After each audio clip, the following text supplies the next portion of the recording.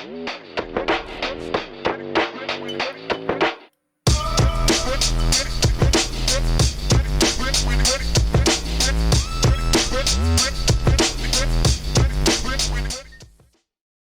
right, gangsters.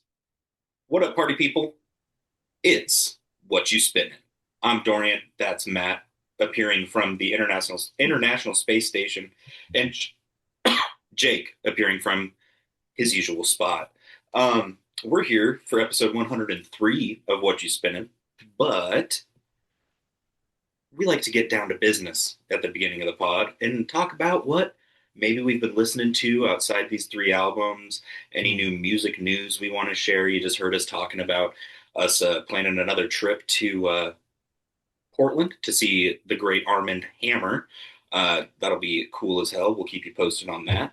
But yeah, you guys listening to anything cool? Any new releases coming out that you guys want to talk about?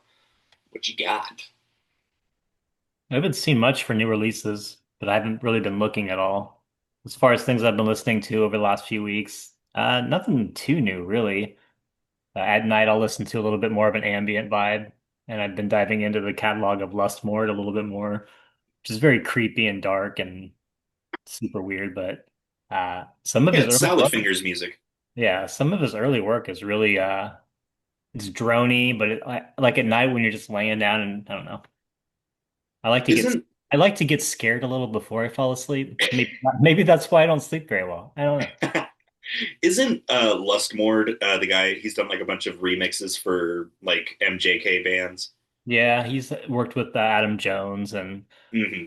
Buzz Osborne from the Melvins and a few other people. But just the way he does his thing, he likes to record in like caves and like weird places and perform in, churches. Just he just does things to make his sound even more that dynamic, which is really cool. I don't know. He's been doing it for a long time.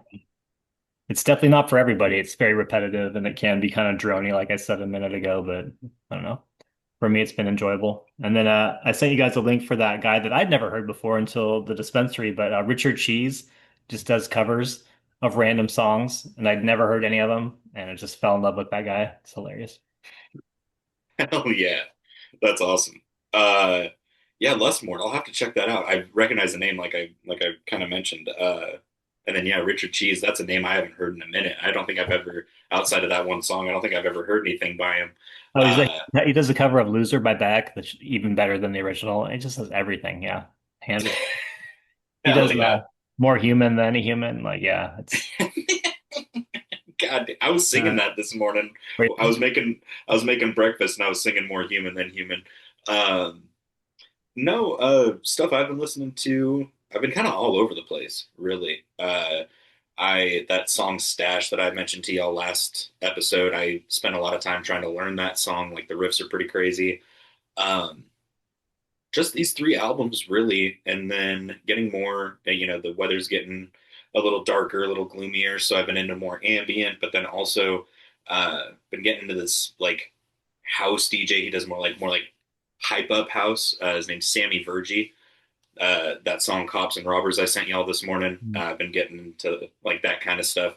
Yeah, just kind of all over the place, but yeah, these three albums, man. And then yeah, just it's kind of fun. It's kind of fun that dynamic. At night you're listening to ambient, like you said, Matt, but then during the daytime I'm like, Mhm.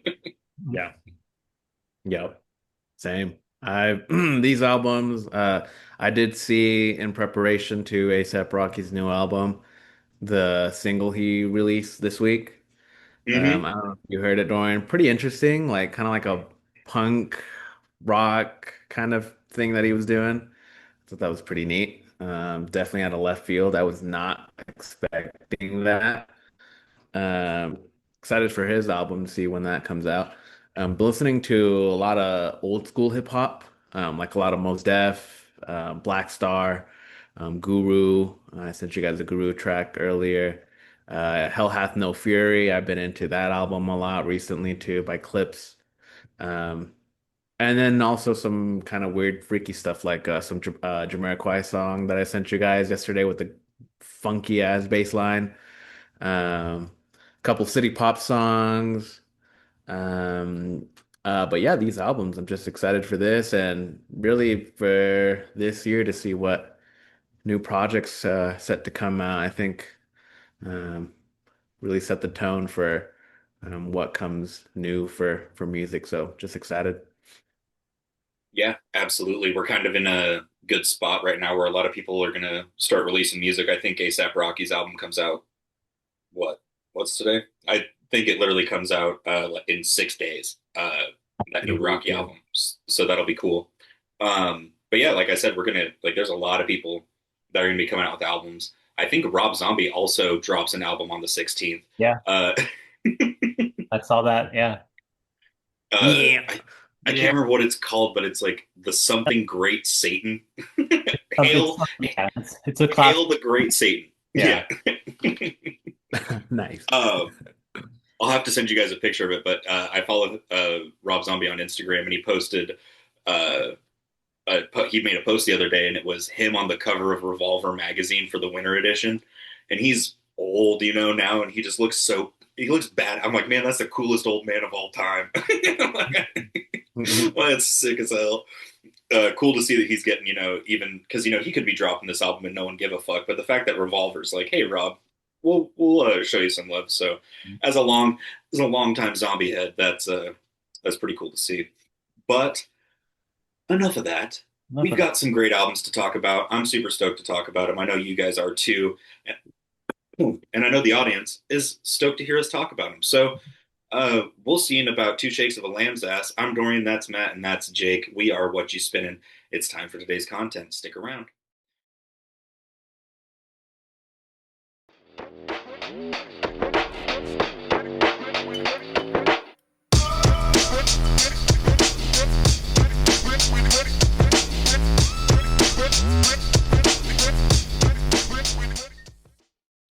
Hell yes. Man, it's a great day to talk about music.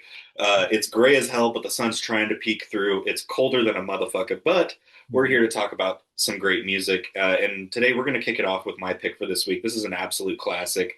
I can't remember what album of this artist's this album is, but it Six. was Six. two, Six. six.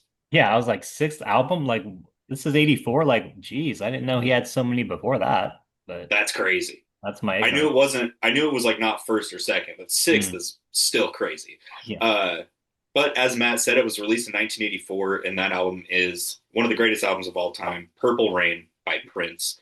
An album that I grew up listening to, and then kind of gave it a re-listen when I was about 25, 25, 26, and uh, just it had such a different meaning to me, and I gained so much more appreciation for it. Kind of giving it a deep dive as an adult with my brain plugged in, and even lately, because I've kind of grown a lot in the past year, and listening to this album the past couple of weeks has really been quite a treat. It's kind of fun listening to an album that you've listened to since you were still pissing your pants, as as a as someone who's approaching 30. So yeah, kind of as is obvious, big fan of this album. But what did you guys think? Right. What else there to say? Yeah. All right, and that's been Purple Rain That's by it. Prince. So Purple Rain, yeah, top three it up. Let's do All right, top threes.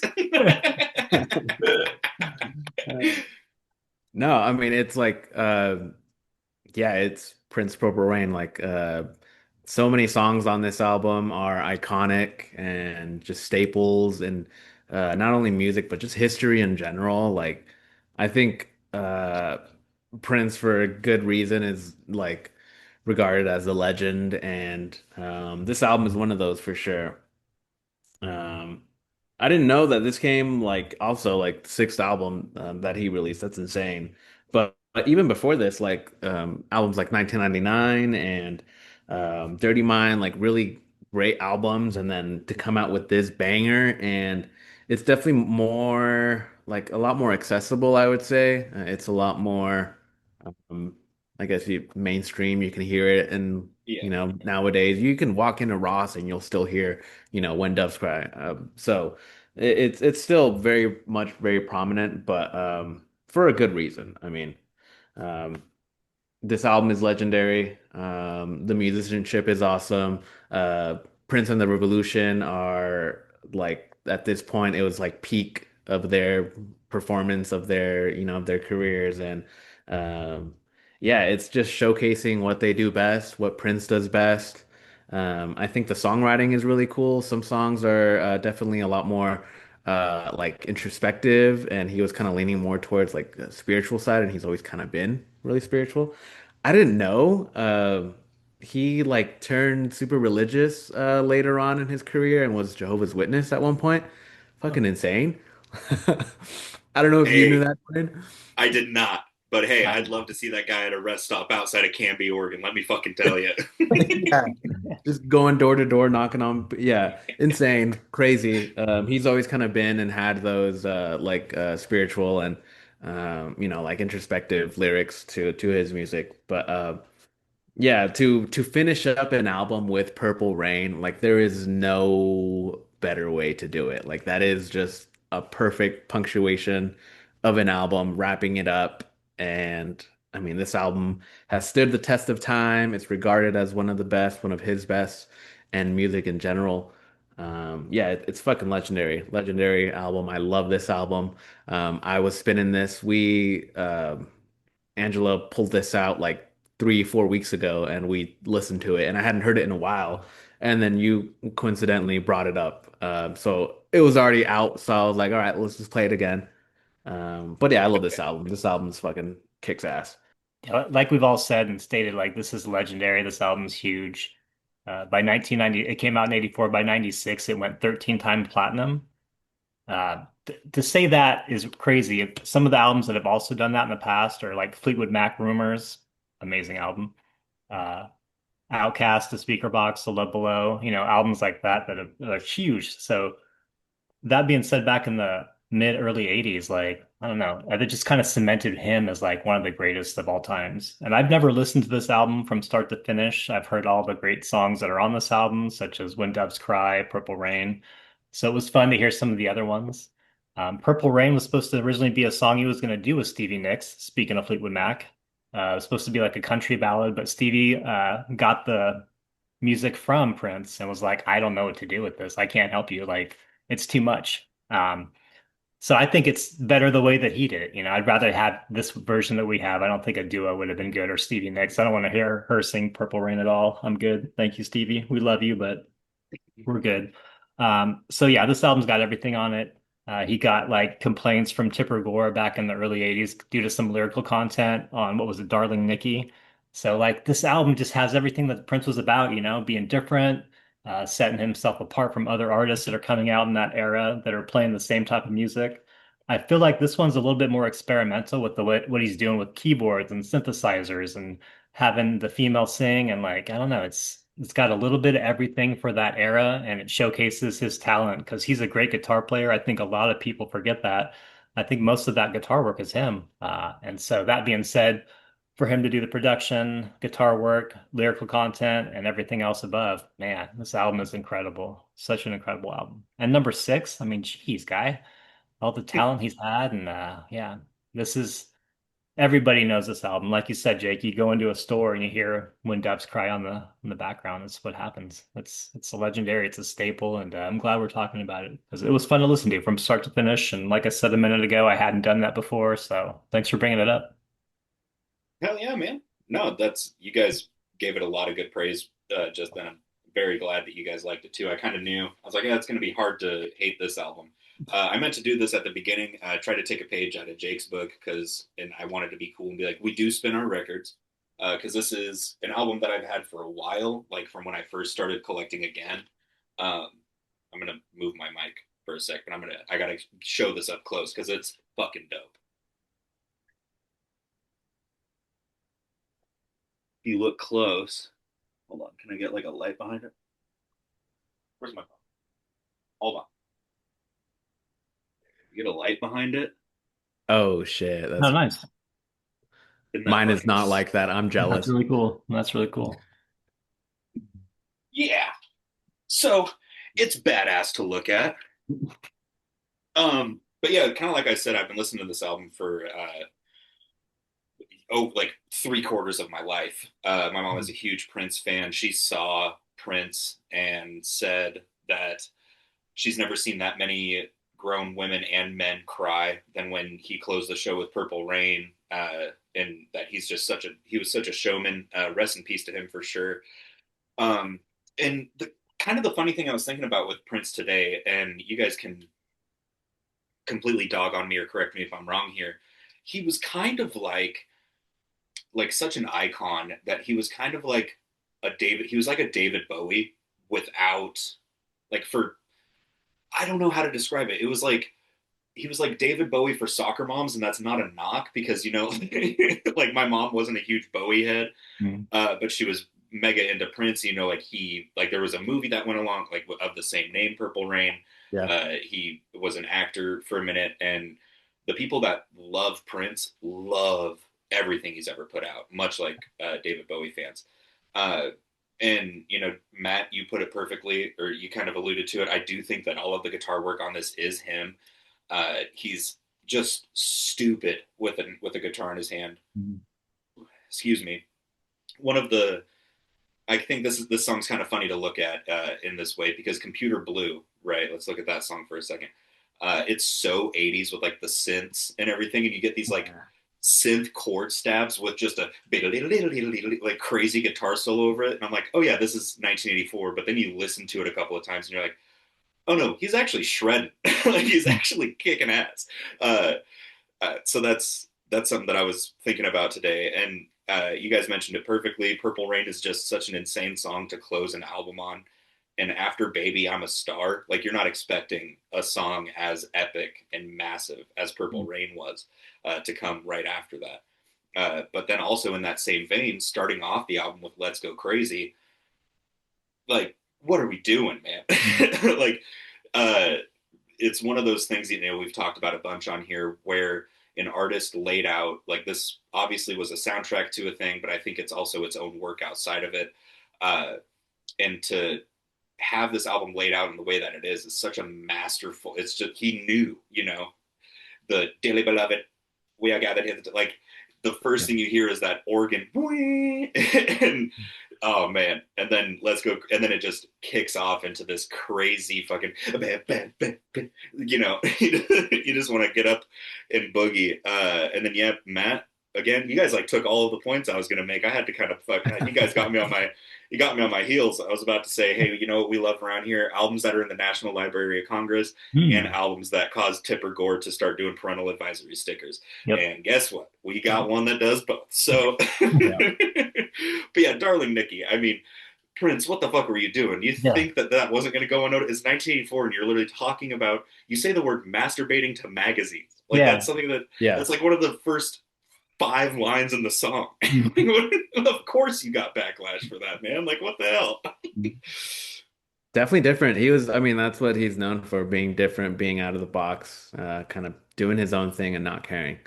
Um, it was really cool. I've mentioned this a lot of times when I listen to albums, I will try to find a live performance somewhere just to kind of see how they perform, how they do it live, how people react.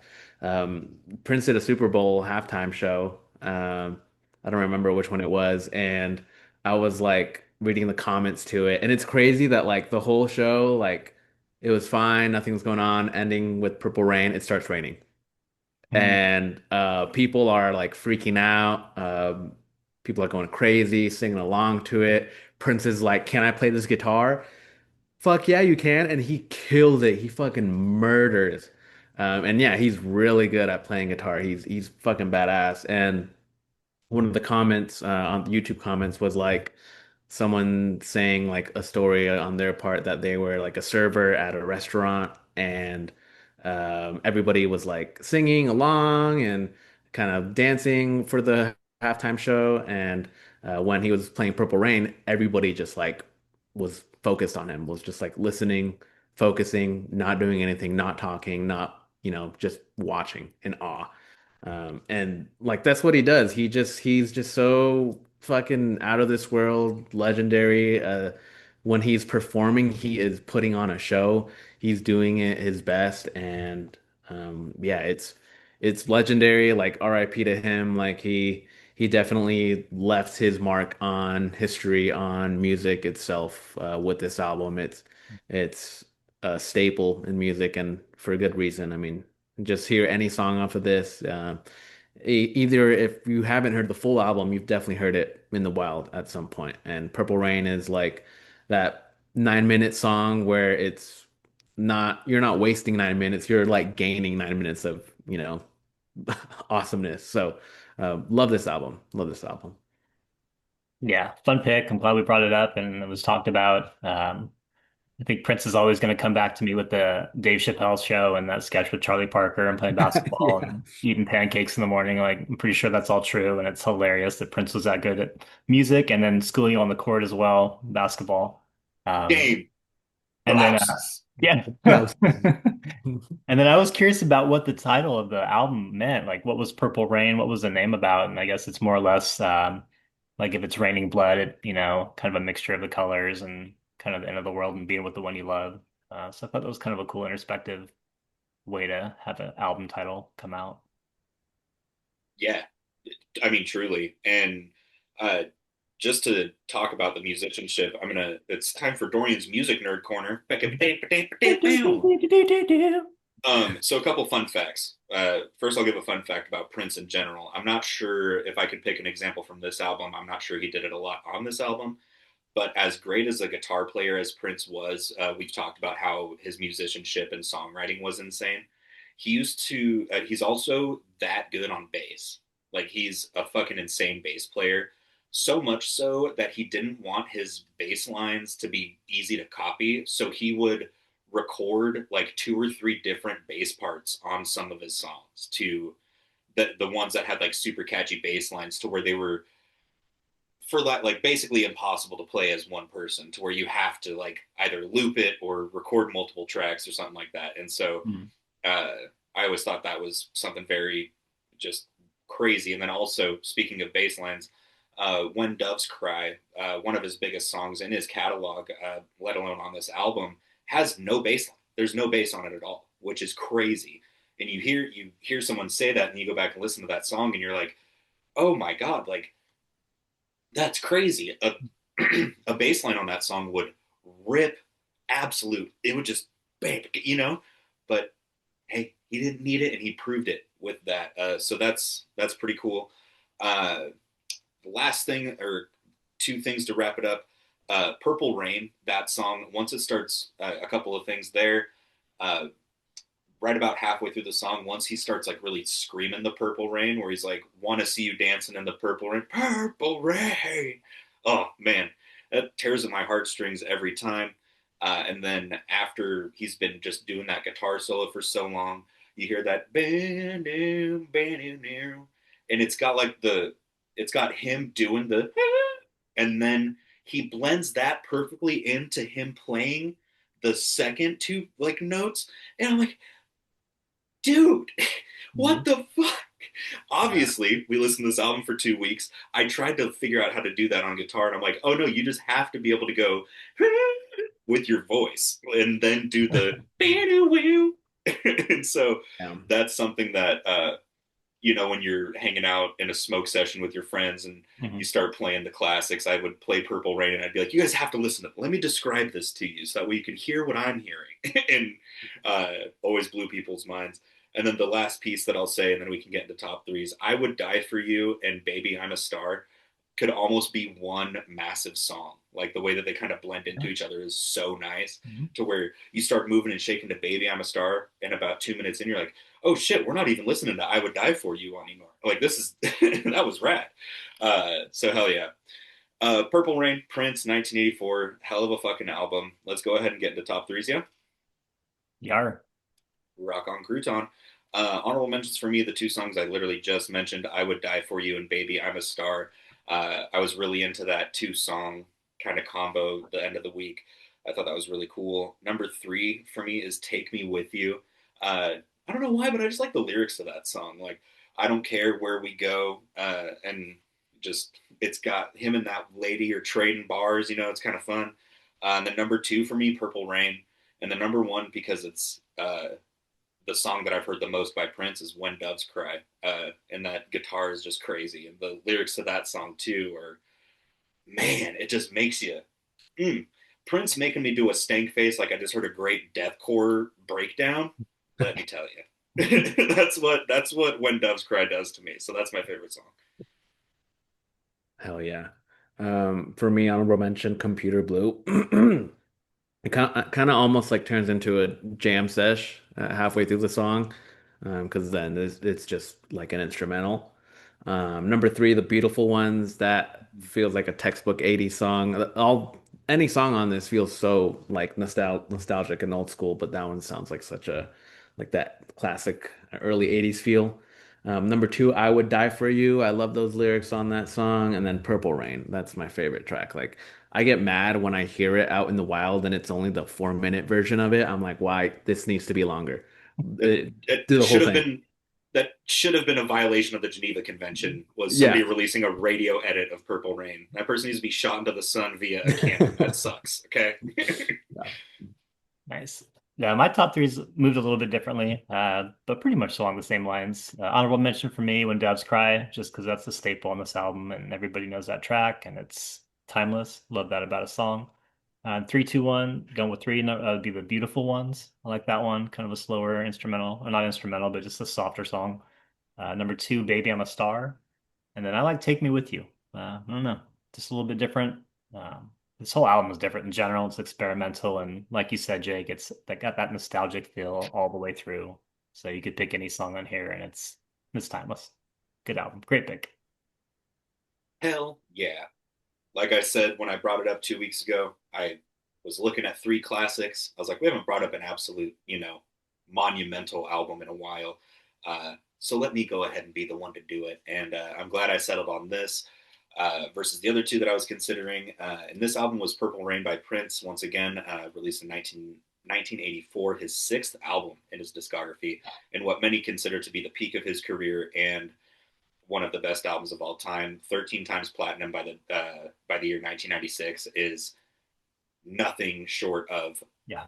bananas. That's absolutely bonkers. So yeah, that was my pick for this week. I figured that was a great way to start off the episode. We will go ahead and take a brief recess, as they say in the court of law, and be right back with Matt's pick for this week. It's Whatchu Spinnin episode 103. We thank you for sticking around.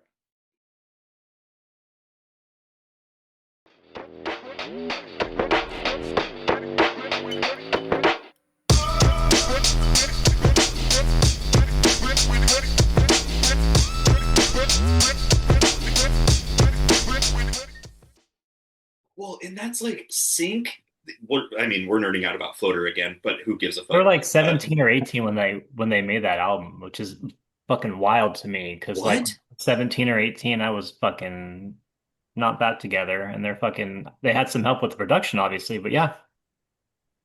No shit. Rob was just getting out of high school from South Eugene. Yeah, dude. Oh my god. Dude, the Yeah. bass work on that album is fucking Mhm. stupid. Yeah. Like Peter the Destroyer, Thin Skin, and then that bass line that's throughout Snowblind is one of the craziest bass lines I've heard out of Rob or any bassist ever. Mhm. That just blew my mind. I'm gonna have to, yeah. Okay, Yeah. we're talking about sync in the next 5 months. Yeah. I'm surprised it hasn't been brought up, but sure will. Absolutely. But Floater's a little too aggressive for me right now. What I want to talk about is something nice and soft and Yes. somber. It's Whatchu Spinnin episode 103. We just talked about an absolute classic of an album with Purple Rain by Prince. That was my pick for this week. But I'm going to go ahead and kick it like a soccer ball over to my main man, Matt. He's got an absolute banger for us as well. What do you got for us today, man? Hit it with my head. Boom. First off, I'm gonna apologize because last week when I introduced this artist, I completely butchered where they're from. They're not from Iran. They're not Iranian. They're from Pakistan. She grew up in Saudi Arabia, so I just wanted to get that out there. Not trying to insult anybody. This is Arooj Aftab, and this album is from 2024. It's called Night Rains, and I was lucky enough to get it on our website, so I got a little autograph, sad picture. And I like that the disc is purple, which is really cool. So, Two albums, two purple discs. yeah. Hey, ooh, didn't even think about that. Uh, very, like you said, very somber, soft, delicate. Some of it spoken in a poetic form from a different perspective. I'm not sure if it's a language or if it's a performer that does it specifically, but Ma Lako Bai Chanda. It's an Urdu language for poetry. So that was pretty cool that you're kind of bringing in new dynamics to your music. You know, we like the weird stuff, whether it be Sigur Rós doing their Hopelandic, Icelandic version of language or stuff like this. And I think it's pretty clever the way she lays out this album. Starts off kind of slow, builds up a little bit more with songs like Bologna, and different tracks like that. The instrumentation throughout the album is amazing. You got the jazzy influence, you got the stand-up bass, you got all these different things going on, and uh, for me, it's I don't know, just it's calming, even though it is kind of somber and at times a little sad and quiet. I feel like it's, if anything, inspirational, and I can get in a better mood after hearing this album, whereas some people might feel the complete opposite. But she's an amazing performer. She's been doing this for a while. This is not new for her. She's, I think, one of the first. I don't know if she's one of the first people to win an I think she was award. the first. Yeah. Yeah. Yeah, something like that. First Grammy nominated award or something like that for a Pakistani artist. But either way, she's an amazing musician, vocalist, and I really enjoyed this album. I haven't listened to much of her other catalog, but this is a great place to start. So, what do you guys think? I'll go ahead and dive in. Yeah, it's her voice is very reminiscent of like a Nina Simone or like a Billie Holiday, but then you put it over the super like drawn out. I don't know how to describe it because it's very open. There's a lot of space in this music. It's not very busy, and you put this beautiful breathy vocal over these very nice, soft, almost lounge jazz pieces, and it really makes for a great listen. And Matt, I agree with you. I'd be a motherfucker if I tried to sit here and tell y'all that I've been in the best, happiest mood the past 2 weeks. And listening to this album, you would think that it would make that mood even worse, or what have you, especially with how shitty the weather has been lately.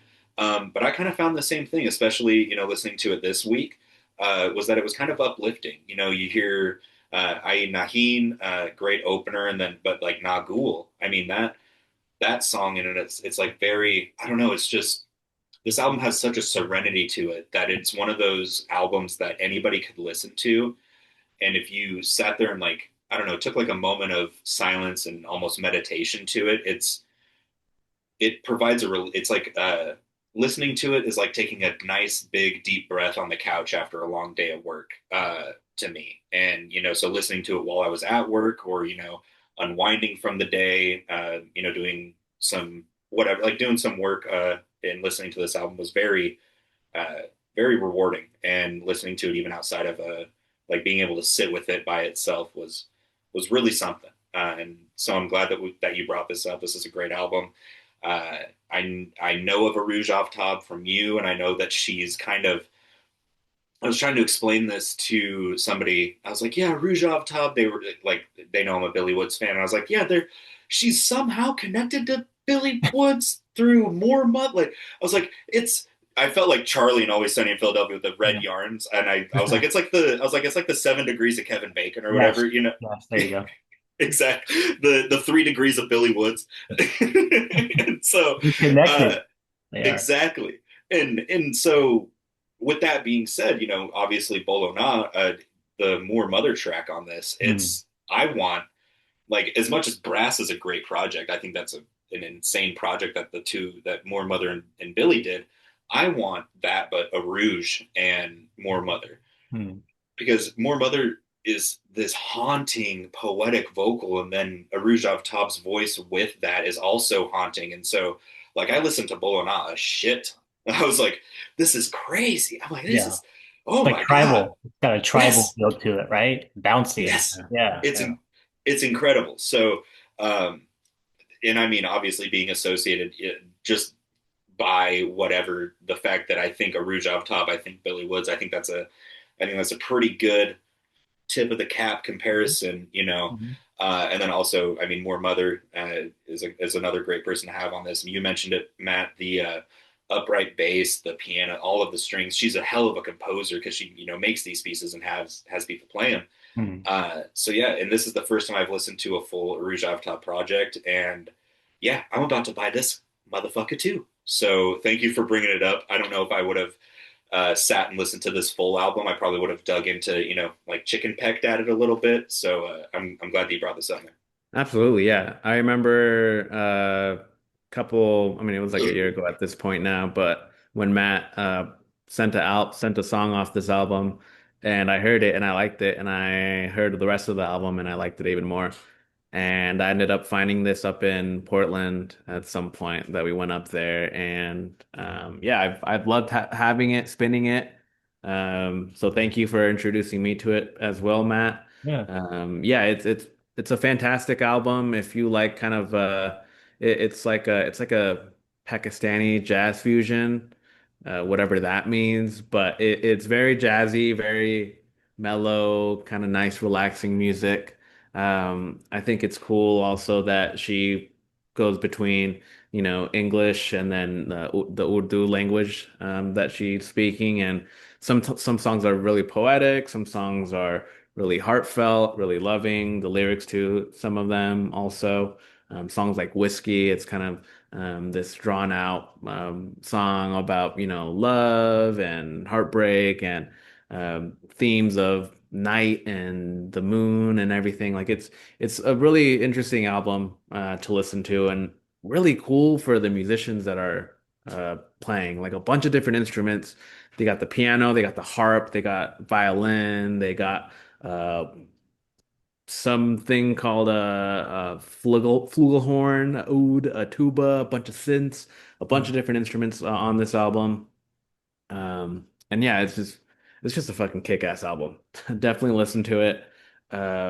It definitely heavily recommend. It's one of those albums that I hadn't spun a lot, but now that I have it and own it, I've spun it like 3 or 4 times within the last year that I've had it. So fantastic album. Really love it. Definitely. Look forward to listening to more of her projects. This is also my first album that I've heard of hers, and I've heard that Vulture Prince is a really good album. So I'll have to go back and listen to it. But for this album itself, it's beautiful. Nice. Well, heck yeah, I'm glad you guys both liked it. It's different and like you said, Dorian, it is kind of inspirational at times, and that's what's great about music. And she's got such a dynamic vocal that I feel like her voice kind of takes you not on a journey, but you just feel what she's kind of saying. I think her lyrical content helps as well. It's accessible and relatable in a lot of different ways through things maybe you've been through in your own life, and has, like you said, Jake, the themes of dark and light and day and the moon and things like that. The song Autumn Leaves and that bass line, but I think his name's James Francis. Dude, that bass line is so sick. It just stands out and it just, I don't know, it's haunting at times. And her voice on that album or on that song is just like, when those two combine, just forget about it. One of my favorite tracks for sure on this album is that one. And I'm just glad that she found such a unique, dynamic a range of musicians, whether it be more Mother or James, man, all across the board. It's a great album. So glad you guys liked it. Yeah, it's another one of those. Fuck, what was that?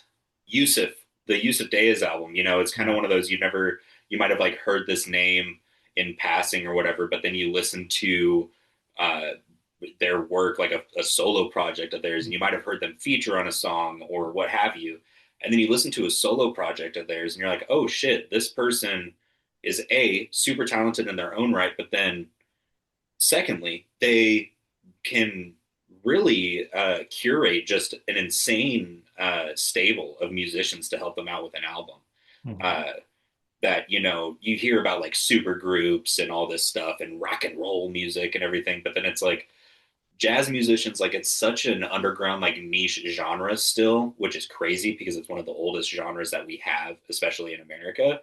uh, that there's just a billion of jazz musicians that no one's ever heard of, and so you listen to these albums like Night Rain or that Yusuf Dayes album, and you find 7 or 8 musicians that you've never, and then that's just another, it's like a web diagram, you just got all these different avenues you can dive down.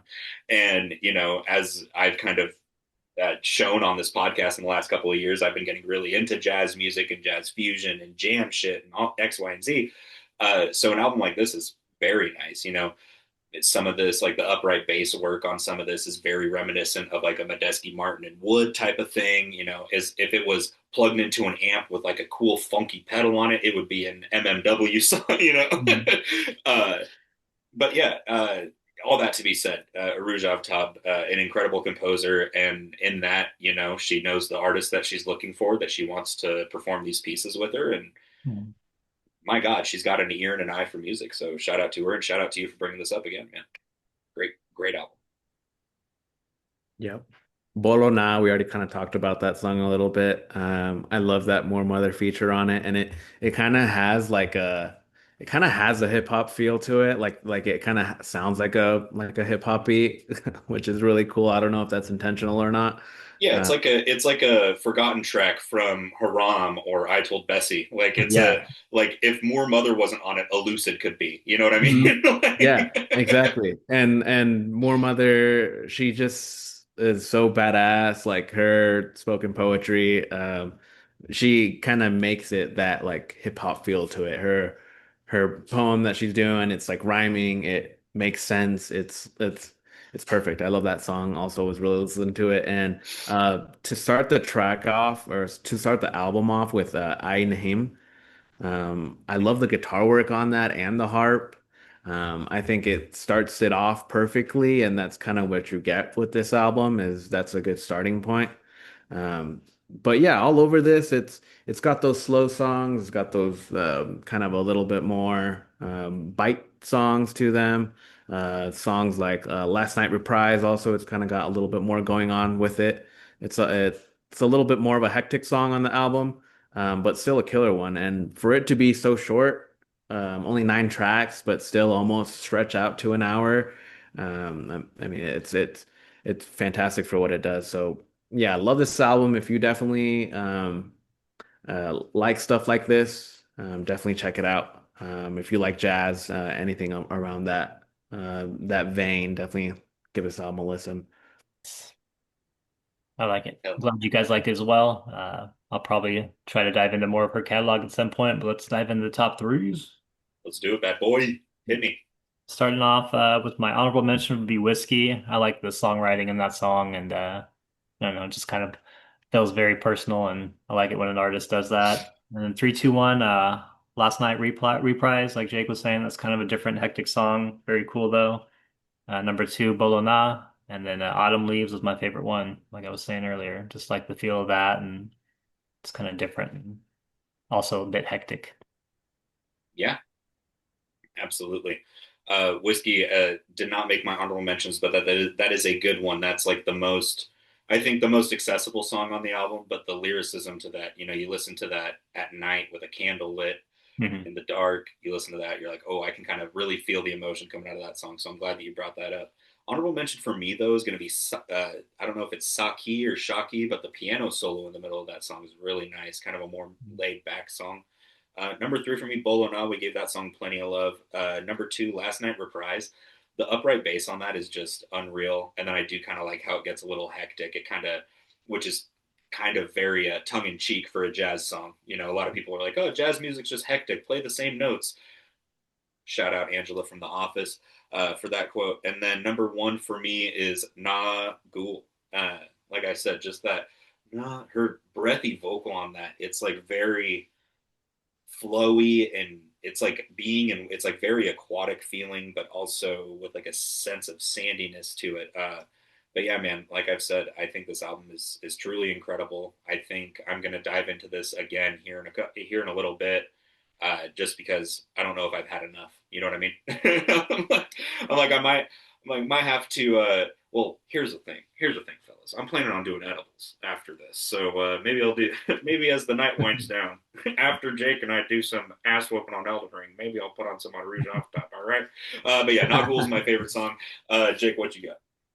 Nice. I'm excited for that. Honorable mention for me, Ratki Rani. I think that's how you pronounce it. It's definitely not right. But like that song, Honorable Mention, and then also Autumn Leaves. I thought that was a really great track. Also, the bass line on that is sick. It's wicked. Top three tracks. Number three, Bolo Na. Talked about that song enough. Last Night, Reprise. And then I Nahin, the first track on the album. Really kind of, it just reeled me in the first time I heard it. Made me fall in love with this album. Yeah, yeah. Hell Beautiful. yeah. You and I almost had the same top threes there, Jake. That's awesome. But yeah, that album, that incredible, laid back, somber, slow, jazzy album, was Night Rain by Arooj Aftab, released in 2024. That was Matt's pick for this week, this wonderful episode 103 of Whatchu Spinnin'. We'll be back in about two shakes to let you know what's going on with Jake's album. I'm Dorian, that's Matt, and hey, that's Jake. We'll be right back with you. Stick around.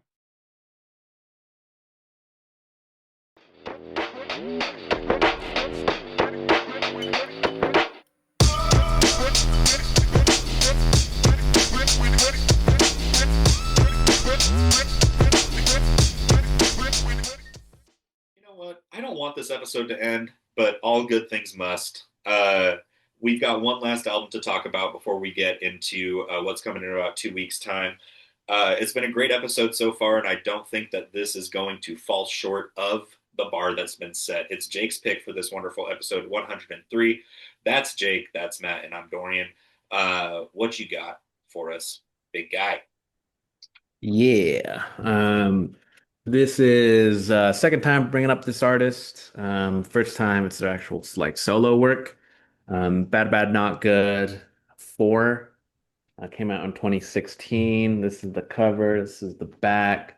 The cover is kind of funny. It's just them with their shirts off, looking like total douches, like total bros.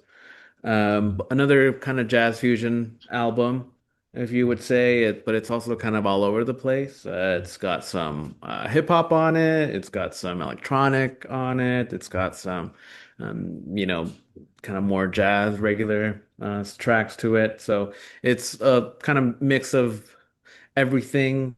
Went to go see these guys last year, November in LA. They toured with Baby Rose for her album, and it was chef's kiss. It was everything I ever wanted to see from these guys. The crowd did suck. The people there were the worst. We had a group behind us that kept talking, and everyone was so fed up with them that I turned to them and said, "Hey, you're gonna go up forward, right?" And they're like, "Yeah." So they left, and thank God, because they were so fucking annoying. But besides that, they killed. Baby Rose was super good. Bad Bad was super good. Had some really cool guests that showed up in that show. But for this album itself, I think it's a good representation of what they are. So, what did you guys think about it? Yeah, we covered that album that they did with Ghostface back in the day, and I think when we covered that, I mentioned that my introduction to Bad Bad Not Good was already hip hop affiliated, and it was this was before MF Doom had even passed, and I saw them doing their MF Doom, like they were just jamming like accordion or one beer, whatever. Yeah, I think they did a handful of them. And so to hear them on their own, doing their own stuff without any, you know, excuse me, like overhanging rap influence was pretty sweet, and starting off with And That Too, I think that's a good, especially if you listen to the playlist that we made going from a Rouge Top to And That Too is kind of like, oh, oh my goodness. And then yeah, hey, we just talked about a weird through line with Billy Woods, and you're not going to escape it right now because the third song on this album, Time Moves Slow. Guess who's on it? Samuel T. Herring. And guess what other song he was on? FaceTime by Billy Woods off of Maps. Okay, so let me just tell you. Connecting So the I thought, dots again. Nice. what was that? Connecting the dots again. Exactly. Right? So hearing that was cool. Like I saw Samuel T. Herring when I, made the playlist. I was like, oh, okay. Like I remember that name. And then to hear him even removed from a hip hop sense and doing, this more. modern. I think it's like modern jazz is what I would consider it. Right. This is the stuff that has elements of what old school hip hop was, but is also it's very. This is when we really start getting into nitpicking and pulling buzzwords for genres. Is when we start listening to jazz music like this that came out in the past 10 years. Mhm. uh it's just a slippery slope. But anywho's, yeah, incredible album. There's a lot of insane, like really cool stuff going on in this album. You listen to it, and I think the first couple of times I listened to it, I had to keep, like, I would hear certain songs and have to replay them and look at where they were in the track list, because I was like, there's no fucking way that this is the. I like thought, and I know I've said that a lot, but I legitimately thought that like I messed something up and I was like shuffling Bad Not Good, because I was like, there's no way that this is the same album or even the same artist, but it was. And I loved every second of it. I loved every second of this album. It's another one, like I said with Night Rain, that I was like last night, I was sitting here listening to all three albums, and I was thinking about how Jake said at the end of last episode that he was able to spin all three albums. And I was like, you know what? Fuck Jake. I wish I could spin all three albums. I was like, man, goddamn, I almost texted you, but it was like 12:30 in the morning. But I was like, God damn it, I wish I could spin all three albums, because all of these rock, especially, uh, because this is just, I think this album is something I look for albums like this to have to spin, because I think it's just good background music. Uh, and yeah, it's just fantastic. Yeah, I was actually kind of I was kind of blown away by it. So thank you for bringing this up. Uh, Bad Not Good's an out or a name that I've heard a ton and have respect for, but Mhm. like I said, have never really dove into a solely BBNG project, and so this was truly a treat to get into. So thank you. Yeah, thank you for bringing this up. I think it has, like Dorian was saying, as far as genres and like trying to pigeonhole it, you can't. It's got everything from the jazz influence to kind of the ambient, almost progressive kind of style with just how the instruments are all laid out. I felt like this album had a lot of kind of like a Tame Impala feel without the lyrics, and throughout the whole album, they're all doing a really good job of what they do. I couldn't find anything negative about this album, start to finish. It's fucking amazing. I feel like these guys are pretty talented. When you start getting the lyrics going, on like was it High Stop of Love? That's a cool song lyrically, and kind of breaking down the hip hop aspect of what they can do with still providing that cool jazz background and kind of cool instrumentation going on. So I don't know. This was different for me. I really liked how it starts with what's the first song? And That Too, which is very somber and slow and kind of builds up progressively into Speaking Gently. And then after that, it just kind of takes off from there. But it was a really fun album. I hadn't really dove into this artist at all. Like we've been saying, I have not really heard any other albums. So it was fun to hear them from start to finish. And this is a great way to dive into this artist. So thanks for bringing it up. Hell yeah, absolutely. I know when we first covered Sour Soul, we liked that. Not only for obviously Ghostface, but also just the doing live jazz music to hip hop is Mhm. sick. It's an awesome concept. It's like Um, peanut butter and honey sandwiches, dude. It's yeah, it's badass. It's fucking awesome. So they do that here too. Yeah, Mick Jenkins, fantastic artist, also fantastic hip hop artist. We haven't covered a full project of his, but he's also an insane lyricist. And yeah, it has everything you want in an album. I think this perfectly kind of sums up stuff that I'm into, hip hop, jazz, electronic kind of songs like Lavender, where it has that Kaytranada also production on it.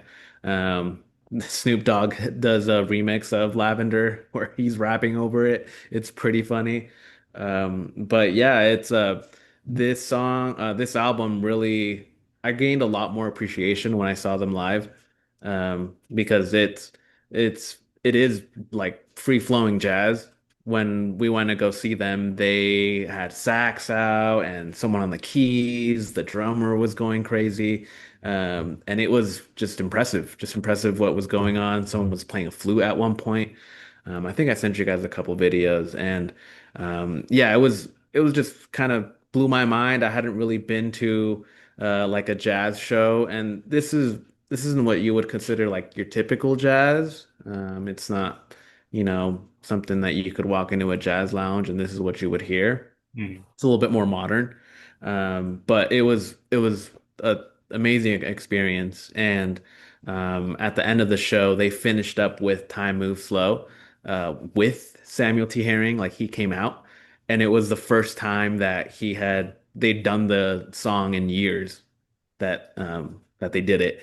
And I'm not one to whip my phone out and record.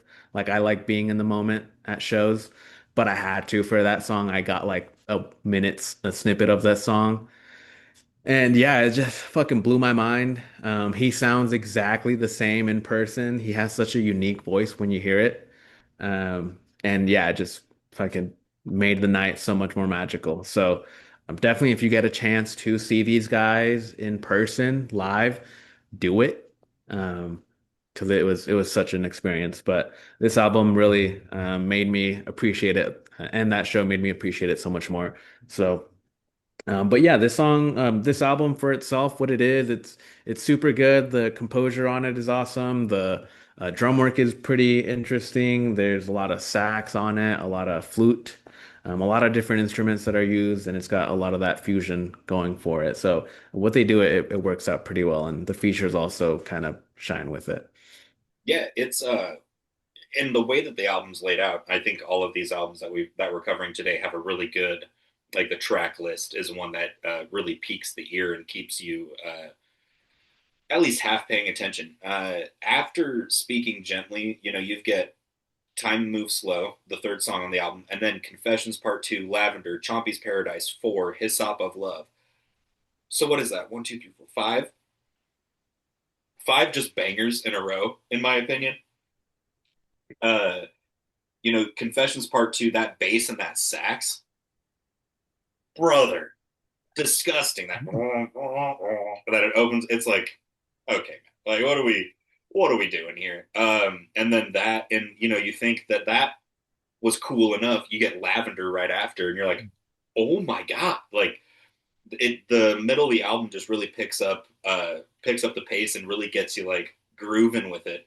Like I said, I was making breakfast listening to these albums this morning, and I was like cutting potatoes as that run was happening, and I was like, oh my lordy.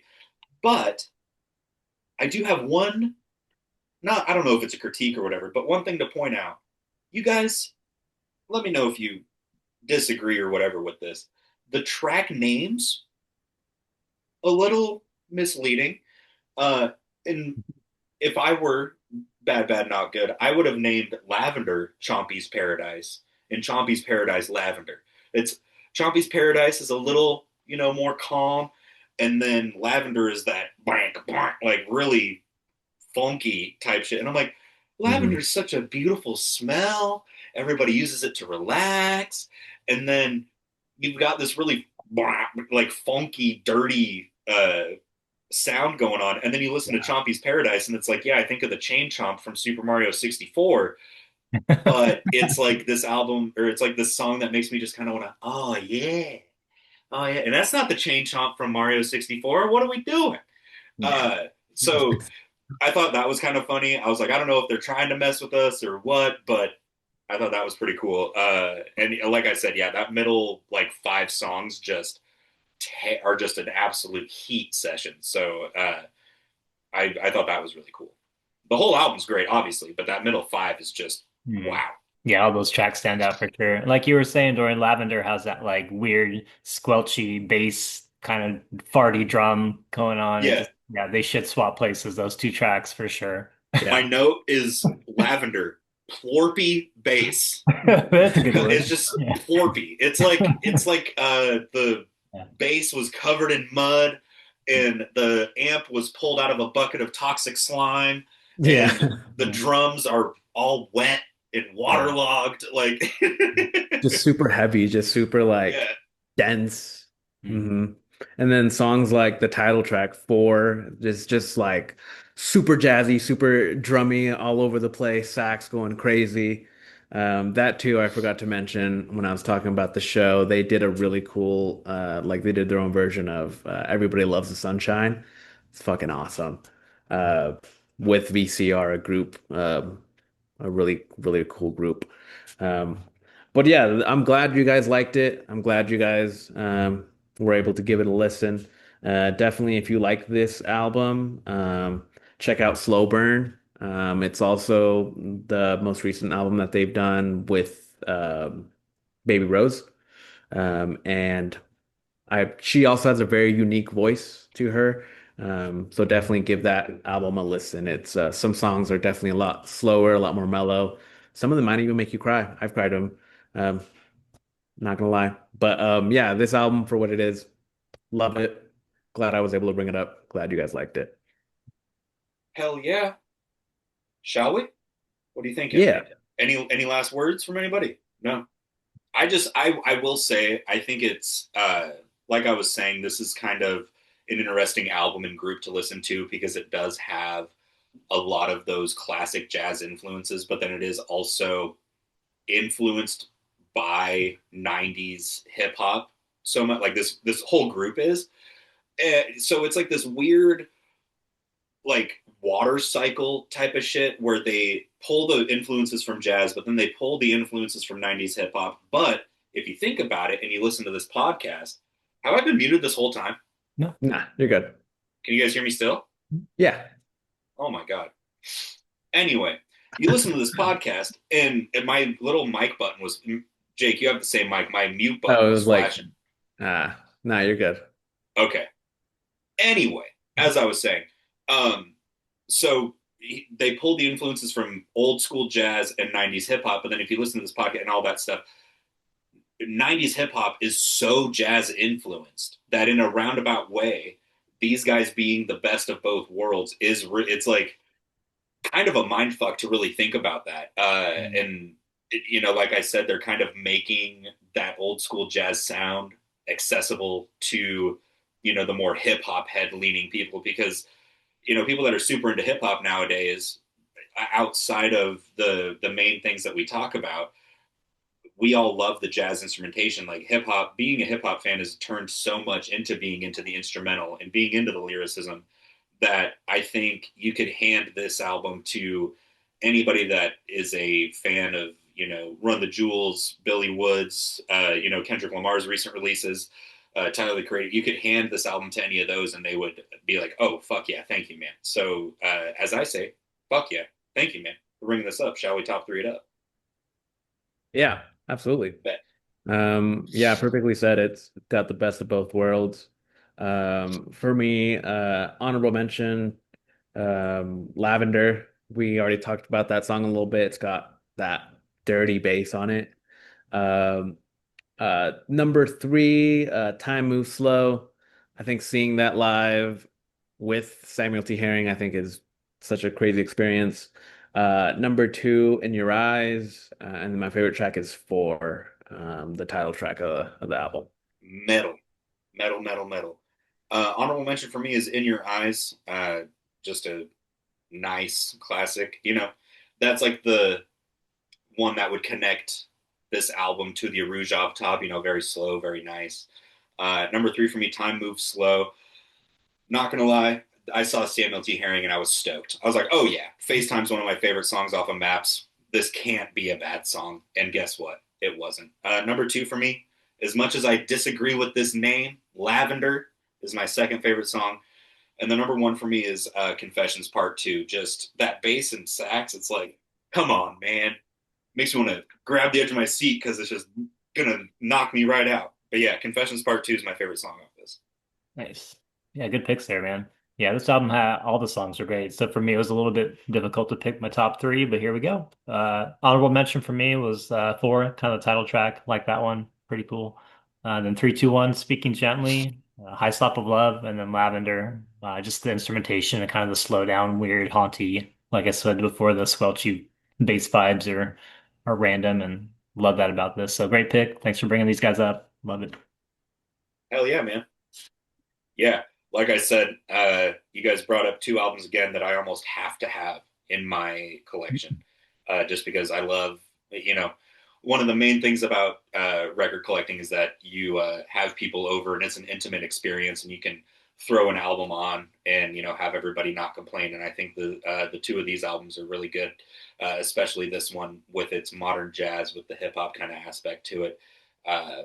So yeah, thank you for bringing this up, man. Once again. This album was Four by Bad Bad Not Good, which was Jake's pick for this week. Just an incredible album. What year was it released again? 13, I think. 2013 it was released, and that's Jake's pick for 2016, this. 2016. My bad. No, you're good. 2016, and that's Jake's pick for this wonderful episode 103 of Whatchu Spinnin. We'll be right back for everybody's favorite part to let you know what's coming in about 2 weeks' time. Go ahead and stick around. I'm Dorian. That's Matt, and hey, that's Jake because he just brought his album up. We'll see you in a sec. Peace.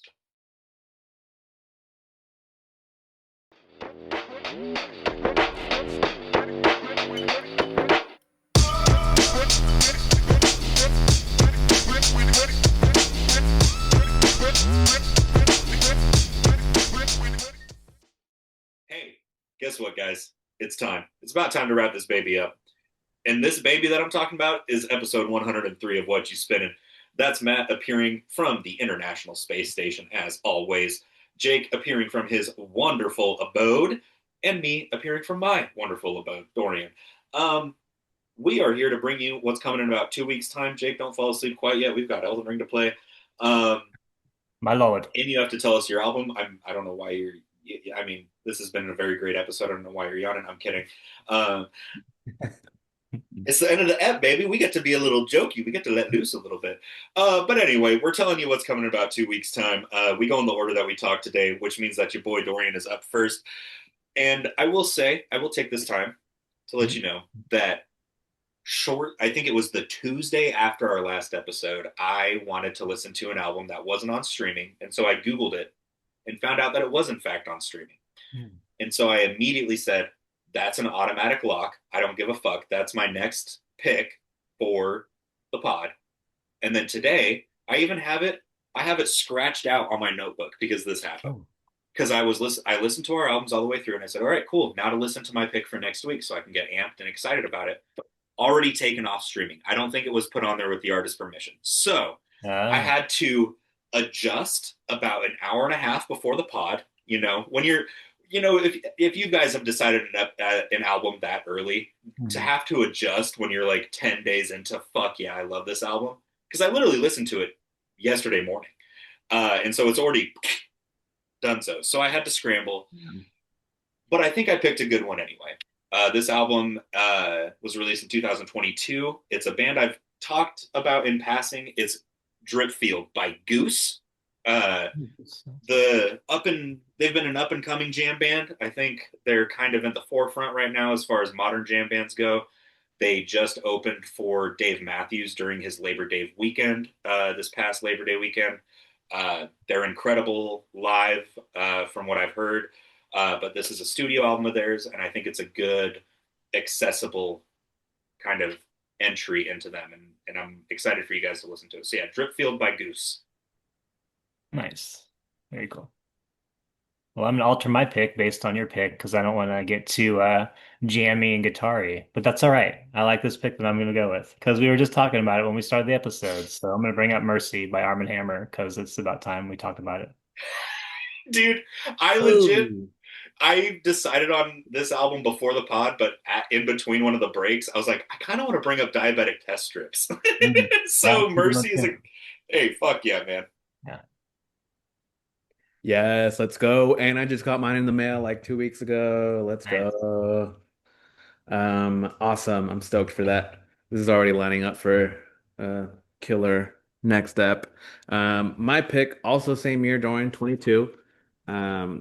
This is Kenny Beats Louie. Um, Kind of a cool kind of beat tape, I guess, if you want to call it. But there's a bunch of really cool hidden features. I'll leave that to the listener's ear, kind of figure it out. But yeah, 22, Kenny Beats Louie. Oh, that's gonna be a Mhm. Chet's Kiss episode, as the kids say. We've got Dripfield by Goose and from 22, Mercy by Arm& Hammer released just last year toward the end of it, and Louie by Kenny Beats releasing also 2022. Uh, I think those are three banger albums just based off of. I haven't heard Louie, No. but hey, I've heard the other two, and I know that they're classic. So yeah, if you liked this episode, you're going to like the next one even more. So go ahead and tune into that. Um, as always, we thank you guys for joining us. We do this for the love of the game. I'm Dorian, that's Matt, and that's Jake. Go ahead and follow us on Instagram at Whatchu Spinnin. Go ahead and follow me on Instagram at Dorian Dilly. I'm really getting into posting guitar stuff now on my story, and just music I'm listening to, and that these guys have shown me. Go ahead and tell everybody that you know about the pod. We're everywhere, and hey, stay warm, stay hydrated. Tell a friend that you're thinking about them, and hey, go fucking Patriots, okay? We're winning the goddamn Super Bowl, okay? We Blow love the you lead. all. We thank you for stopping by and listening to the show and telling everybody you know about it. Uh, hey, support your local record store, support your local artists and your local restaurants, all right? They need it just as much as anybody in these times. We love you. Again, I'm Dorian. That's Matt from space, and that's Jake from his home.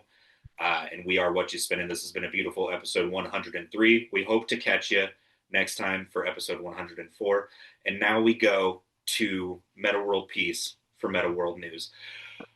Hey, what's up? This is Meta World Peace of Meta World News. The hamburger helper stock is plummeted after the hamburger helper mitten has been outed as a racist. Uh, Thank you. We look forward to seeing you next time. Meta World News is not affiliated with Whatchu Spinnin at all. Conditions subject to change. We thank you for coming. Goodbye.